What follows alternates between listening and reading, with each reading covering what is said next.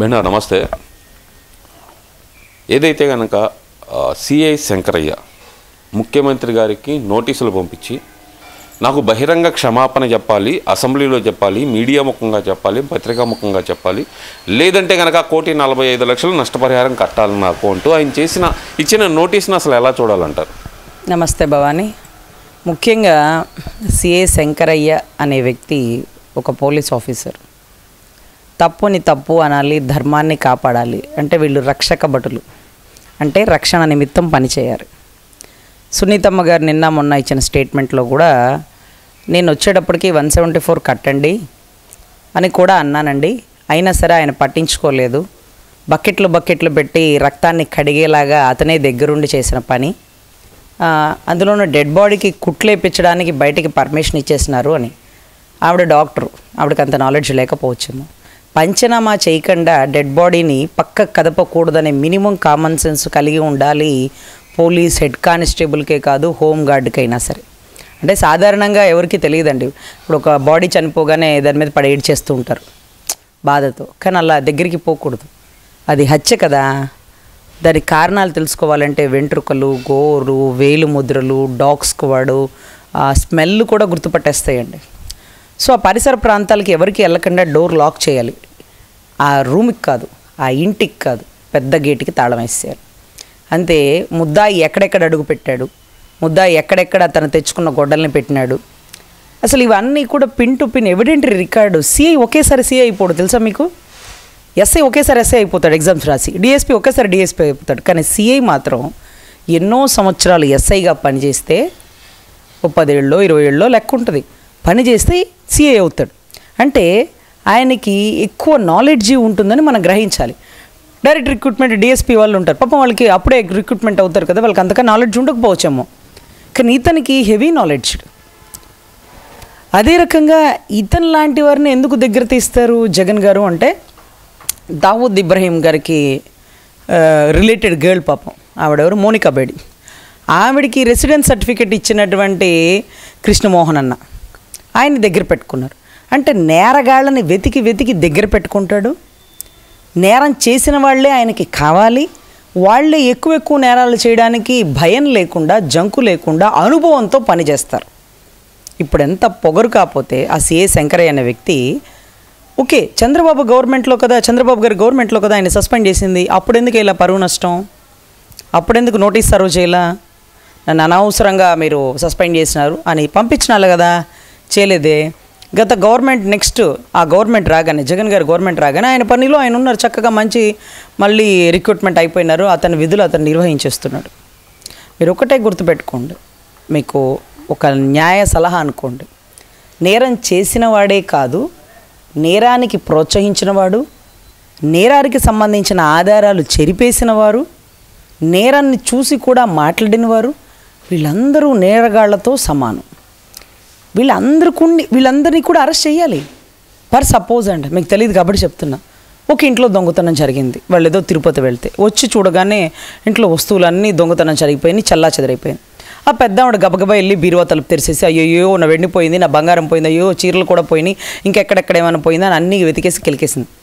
పాపం కొడుకు కంగారుగా ఫోన్ చేసి, సార్ మా ఇంట్లో దొంగలు పడ్డాడు సార్ అంటే, వెంటనే పోలీసు ఆఫీసర్లు వచ్చి, అమ్మా మీరెట్లా బీరువా మళ్ళీ తాకినారు, మీరు ఎట్లా చీరలు అవన్నీ మళ్ళీ పట్టుకున్నారు, మాకు వేలు ముద్రలు ఇంపార్టెంట్ కదా, మీరు అలా చేయకూడదు కదా అంటే, అప్పుడు ఆవిడకి తెలియదు కదా సార్,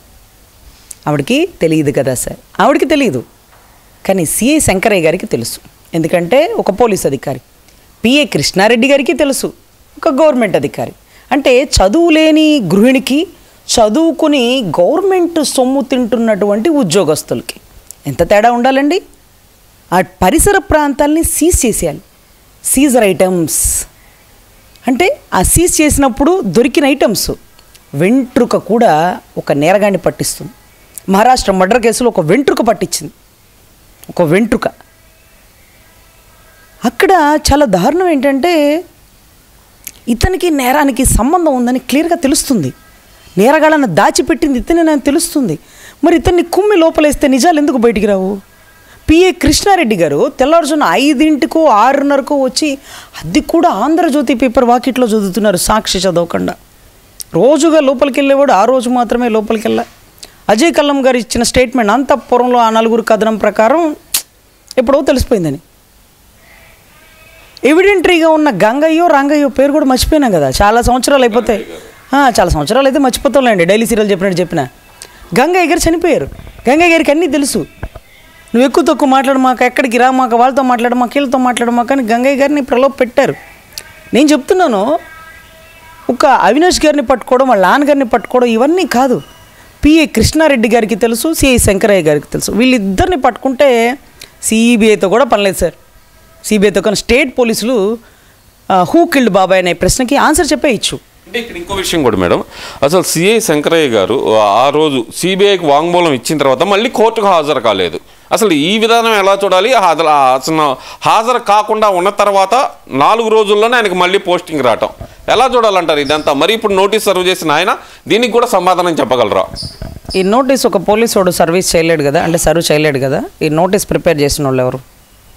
అంటే నేరానికి అంటే ప్రిపేర్ చేసేది లాయర్ వేయాలండి. మాలాంటి వాళ్ళు ఎవరో పేమెంట్ ఇస్తే పని చేస్తాం, మాదే ఉంది, మాకేమైనా నెలాఖరి జీతాలు వస్తాయి, రావు కదా.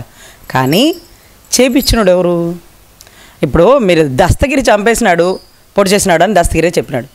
కానీ ఎవరు డబ్బులు ఇచ్చినారు? ఈడీ కేసు ఎంటర్ అయిందిగా. 30 కోట్లను ఆఫర్ చేసింది ఎవరు? ₹1 కోటి సుపారీ ఇచ్చినోడు స్థాయి ఏంటి అంటూ కదా ఈడీ ఎంటర్ అయింది. సో ఇప్పుడు సిఐ శంకరయ్య గారికి నోటీసులు ఇష్యూ చేయమని ఎవరు సపోర్ట్ చేస్తున్నారు, ఎవరు ప్రొవోక్ చేస్తున్నారు? వీళ్ళని పట్టుకున్నా నేరగాళ్ళు దొరికేస్తారు కదా సార్. సిబిఐ సంవత్సరం అయిపోతుంది.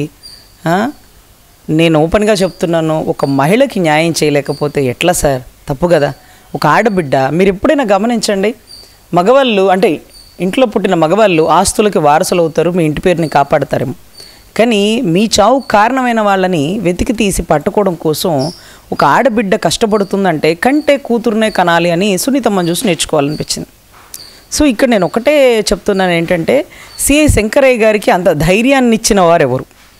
అంత ధైర్యాన్ని నింపిన వారు ఎవరు? దీంట్లో వెనకమాలుండి నడుపుతున్నారు అనుకోవాలంటారా? మరి 100% సార్. 1,45,00,000 అంట. అదేంటో 2 కోట్లు అడగల, అదేంటో 5 కోట్లు అడగల, అదేదో 1 కోటి అడగల, 1,45,00,000. ఏంటి ఆ లక్కీ డిప్పు? ఏంటి ఆ లక్కీ ఫిగరు? అంటే నా ఉద్దేశం ఒకటే సార్, దొంగలు పడిన 6 నెలలకి కుక్కలు మురిగితే ఎగతాళిగా మాట్లాడుకుంటాం మనం. సినిమాలో ఎప్పుడు ఆఖరిగానే వస్తారు పోలీసులు, శుభం కార్డులోనే వస్తారని మనం ఎగతాళిగా మాట్లాడుకుంటాం. ఇదేంటో సిఐ శంకరయ్య గారు ఇన్సిడెంట్ జరిగి 6 ఏళ్ల తర్వాత ₹1,45,00,000 నాకు 45 లక్షలు నాకు నష్టపరిహారం కట్టండి అంటూ డైరెక్ట్గా సీఎం స్థాయి వ్యక్తికి ఒక గవర్నమెంట్ అధికారి నోటీస్ ఇచ్చాడు అంటే దీన్ని కంట్రోల్ చేయకపోతే హోంగార్డులు కూడా ప్రశ్నించేస్తారు, కానిస్టేబుల్ కూడా రూల్స్ మాట్లాడేస్తారు. అంటే ఇక్కడ వాళ్ళ స్థాయిని మనం తక్కువ చేయట్లా. గవర్నమెంట్ అధికారి గవర్నమెంట్ జీతం తీసుకుంటున్నప్పుడు గవర్నమెంట్ని ప్రశ్నిస్తే అతనికి ఇబ్బంది అన్న విషయం అందరికీ తెలుసు. అది డిపార్ట్మెంటల్ ఎంక్వైరీ వేసేస్తారు. అది గవర్నమెంట్ని ప్రశ్నించకూడదు, అది యాజ్ పర్ రికార్డెడ్ రూలు. అట్లాంటిది వీఆర్లో ఉన్నాడు, కానీ ఇంకా గవర్నమెంట్ జీతమే తింటున్నాడు. ఇప్పుడున్నటువంటి ప్రభుత్వాన్ని ప్రశ్నిస్తే ఒకెత్తు, డైరెక్ట్గా సీఎంకి నోటీసులు పంపించాడంటే దీన్నే మీరు గుర్తుపెట్టుకోండి, డైవర్షన్ పాలిటిక్స్. అర్థమైందా? ఇప్పుడు మన యాంకర్ గారు మామూలుగా అయితే సిఐడి కేసు సిట్ ఎక్కడ దాకా వచ్చింది, నెక్స్ట్ ఎవరు అరెస్ట్ అవ్వబోతున్నారని ప్రశ్న వదిలేసి ఈ ప్రశ్న అడిగినారంటే డైవర్షన్ పాలిటిక్స్ కదా. రేపు కానిస్టేబుల్ మాట్లాడతాడు, ఎల్లుండి హోంగార్డ్ మాట్లాడతాడు, దాని గురించి మీరు నన్ను ప్రశ్నిస్తారు, నేను మీకు సమాధానం చెప్తా. కానీ గుర్తుపెట్టుకోండి, సిట్ పరిగెడుతుంది. సిట్లో ఉండే 2-3 అధికారులు నా క్లాస్మేట్స్, వాళ్ళు చెప్తున్నారు, నాతో పాటు చదువుకున్న వాళ్ళు, నాకు తెలిసిన వాళ్ళు, వీళ్ళందరూ చెప్తున్నారు సిట్ పరిగెడుతుంది, అయిపోతుంది, దగ్గరకు వచ్చేసింది. అరేంటి ఈ టైంలో మీరు డిస్కస్ చేయట్లేదంటే ఈ టైంలో బయటికి రావట్లా, ఇంత ఫాస్ట్గా జరుగుతుందని ఎక్కడ న్యూస్ రావట్లా. రావట్లేదు కాదు, రానివ్వట్లేదు, డైవర్షన్ చేసేస్తున్నారు. సిట్లో భారతి గారి పేరు ప్రస్తావన వచ్చేసింది. ఇది లిక్కర్ స్కామ్లో సిట్ దర్యాప్తులో భారతి గారి పేరు ప్రస్తావన వచ్చేసింది.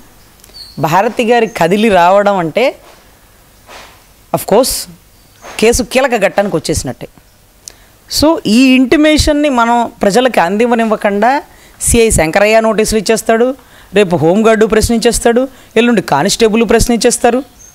అంటే లిక్కర్ కేసు డైవర్ట్ చేయడానికి వివేకానంద రెడ్డి గారి హత్య కేసును ముందరకు తెచ్చారనుకోవాలంటారా? మరి 100% సార్. వివేకానంద రెడ్డి గారి హత్య కేసు ముందుకు తీసుకురావాలా, సిఐ శంకరయ్య గారిని తెర మీదకి తీసుకొచ్చి సిఐ శంకరయ్య అంతటోడు గవర్నమెంట్ని ప్రశ్నించడం ఏంటంటూ మీ బోటోళ్ళు నా బోటోళ్ళు డిస్కస్ చేసుకోవడానికి చేస్తున్నారు. కానీ గుర్తుపెట్టుకోండి, ఒక కానిస్టేబుల్ అయినా, ఒక హోంగార్డ్ అయినా, ఒక ఎస్ఐసిఐ, ఏ డిపార్ట్మెంటల్, ఒక పోలీస్ ఉద్యోగస్తుడు ముఖ్యంగా గవర్నమెంట్కి అగైనెస్ట్గా మాట్లాడకూడదు. ఇది బైండ్ ఓవర్ రూల్. ఈ రూల్కి విరుద్ధంగా గవర్నమెంట్ జీతం తీసుకోకుండా ఒకవేళ మీకు కావాలంటే మీరు రిజైన్ చేసేసేయండి. రిజైన్ చేసి బయటికి వెళ్ళి గవర్నమెంట్ని ఎదిరించండి, ప్రశ్నించండి. ఆ తర్వాత మీరు పాలిటిక్స్లోకి వెళ్ళండి. మీకు అలవాటే కదా. నందిగాం సురేష్ గారు ఒక నేరగాడినే రాజకీయ నాయకుడు ఎంపీగా చేసినాడు. మీకు గోరంట్ల మాధవ్ డిఎస్పీ గారినే ఒక స్థాయిలోనూ డిఎస్పీనో సీఎనో ఒక స్థాయిలో కూర్చోబెట్టినారు. మిమ్మల్ని ఎందుకు కూర్చోబెట్టరు? మీరు ఇంత పెద్ద కేసులో కీలక ఘట్టం, బకెట్లో నీళ్లు పెట్టి కడిగించిన వాళ్ళు హోంగార్డ్కి ఇచ్చేస్తారు, వాలంటీర్కి ఇచ్చేస్తారు, ఇంకొకరికి ఇస్తారు. చదువుకున్న విద్యావంతులకి, ప్రశ్నించే వాళ్ళకి, నిజాయితీ గల వాళ్ళకి నో టికెట్స్ వైసీపీలో.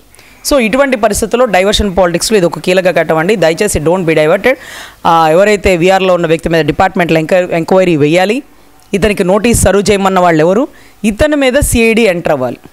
సో సిఐడిలో కీలక విషయాలు తెలియాలి. తెలిసిన తర్వాత ఇతన్ని కూడా అరెస్ట్ చేయాలండి. ఇతను ముందు అరెస్ట్ చేసేయండి. ఎందుకు అరెస్ట్ చేయమంటారా? నోటీస్ ఇచ్చినందుకు కాదండి, బకెట్లు పెట్టి కడిగినందుకు. నేరగాళ్ళు అతనికి తెలుసు కాబట్టే దాపెట్టాడు. తెలుసు కాబట్టే 174 కట్టలేదు. గంగయ్య చెప్పాడు నరికేసినారు రక్తపు మడుగులని. అరే గంగయ్యకి తెలిసిన నాలెడ్జ్ నీకు తెలీదా? పొలం అదేంటి పని చేసుకునే అతను ఇంటికి తోటమాలి, అతనికి తెలిసిన నాలెడ్జ్ నీకు సిఐకి తెలీదా? ఎస్ఐ ఎన్ని సంవత్సరాలు చేసినావు? యాడ్ నీ పోస్టింగు? నీ ఉద్యోగంలో నువ్వు ధర్మాన్ని నిర్వహిస్తుంటే ఈ గొట్లన్నీ ఎందుకు జరుగుతాయి? పి కృష్ణారెడ్డి, సిఐ శంకరయ్య వీళ్ళిద్దరూ ధర్మంగా వాళ్ళ వృత్తి నిర్వహించుంటే ఈ కేసు ఇక్కడ దాకా వచ్చి ఉండేది కాదు సార్. Thank you madam.